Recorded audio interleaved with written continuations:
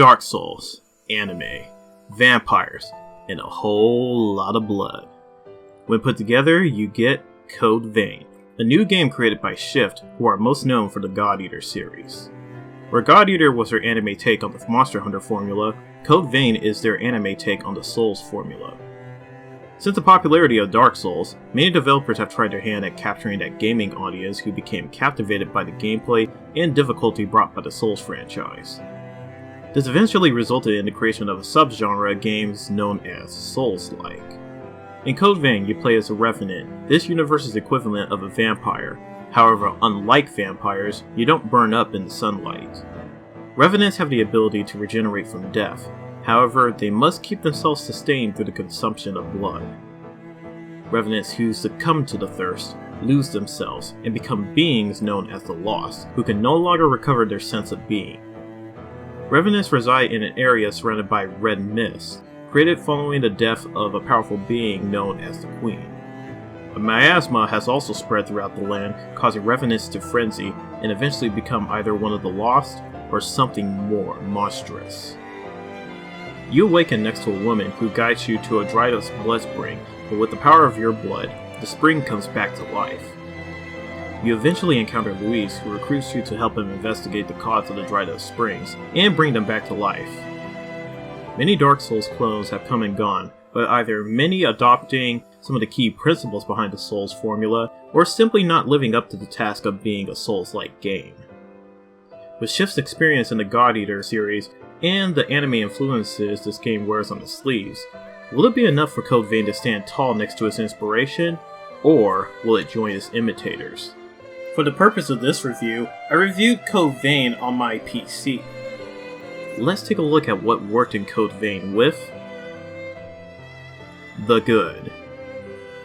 The anime inspirations helped give this game an identity of its own, with both the game's character designs and the visual spectacle. Speaking of visuals, this game relies more on cutscenes to convey both its story and characters, which is appreciated for those put off by the vagueness of the Souls stories. The visuals really pop out in the cutscenes that have a lot of action in it, and during the Vestige segments where you go into a dreamlike scape to learn more of a character's backstory through their memories. These segments feel akin to something you see in works such as Paprika or Inception, and I enjoyed walking through them.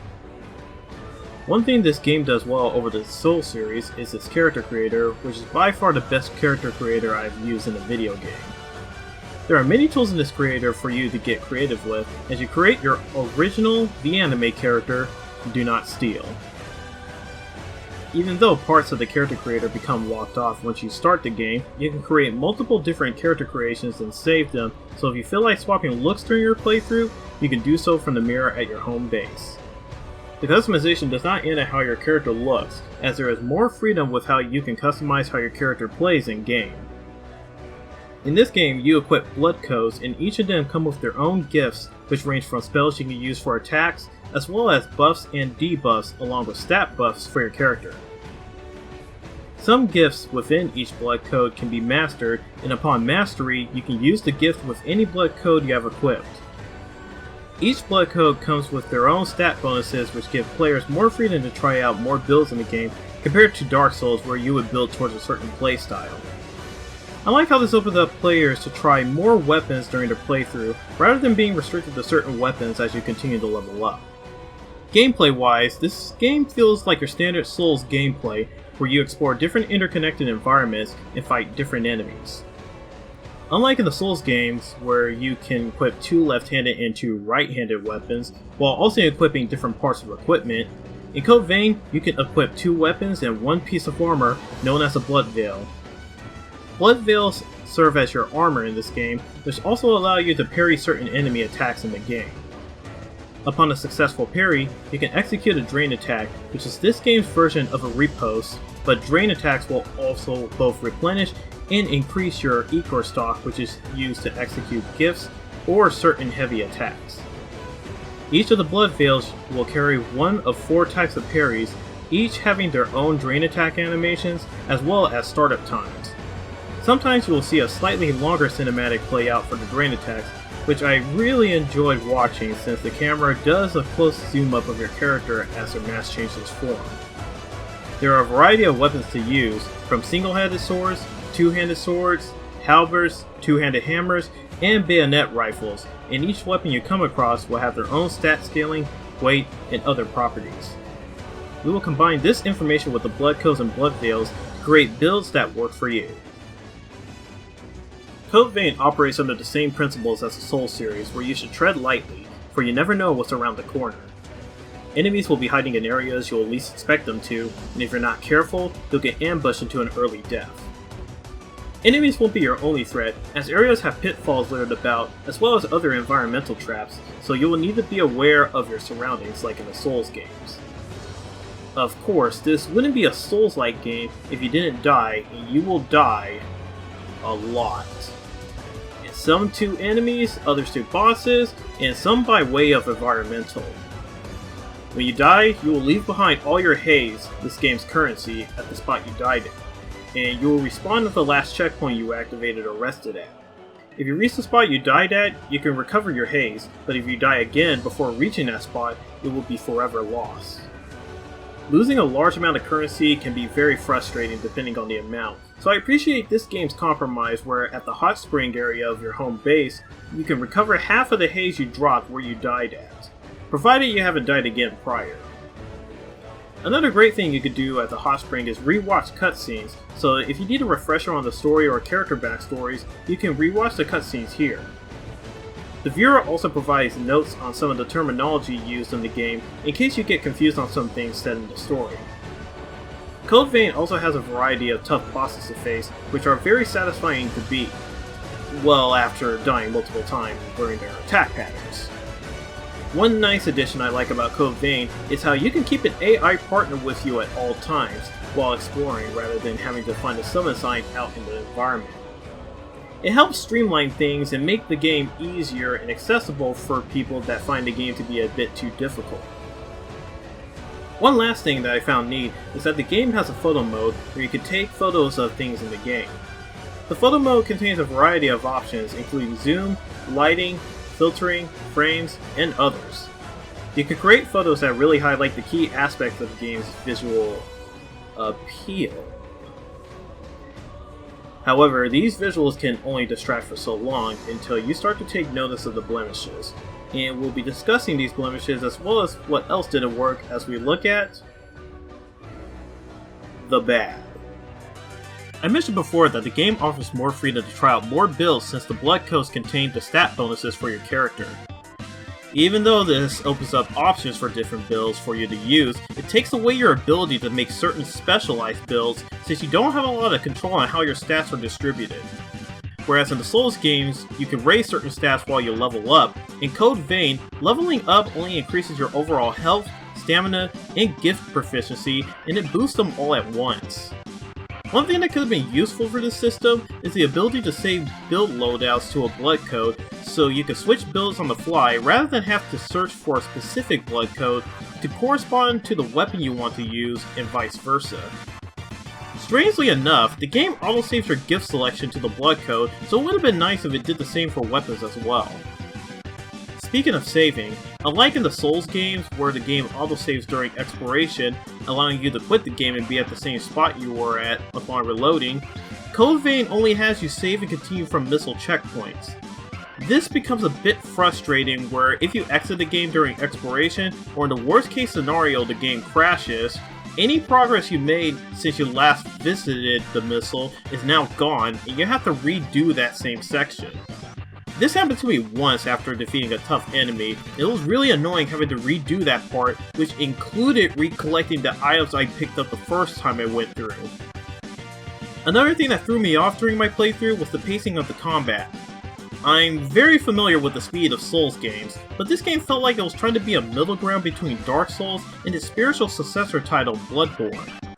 Bloodborne emphasized faster combat and a more aggressive playstyle, which really fit the pacing of the overall combat. It also dropped shields in favor of guns, with which you can counterattack enemies with. The reason I bring all of this up is that Code Vein feels like it's trying to be Bloodborne with the options you have, but feels tied down by some of the Souls design philosophies that emphasize slower paced combat and exploration. This becomes most apparent when you learn the game doesn't have any shields in it, but you can block with the weapons you have equipped. Unfortunately, unless you're equipped with either a good two-handed sword or hammer, blocking feels useless in this game with the other weapons. I would have preferred if they gave the lighter weapons some additional functionality in place of blocking to give them better usage.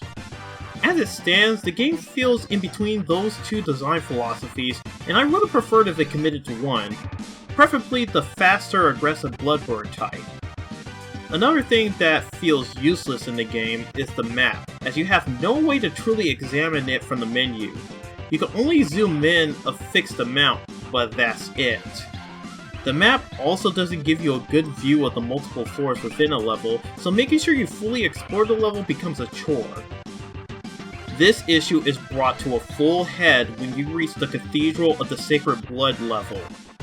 This level is the longest level of the game, with way too similar looking geometry and no useful landmarks to help mark areas you've already been to.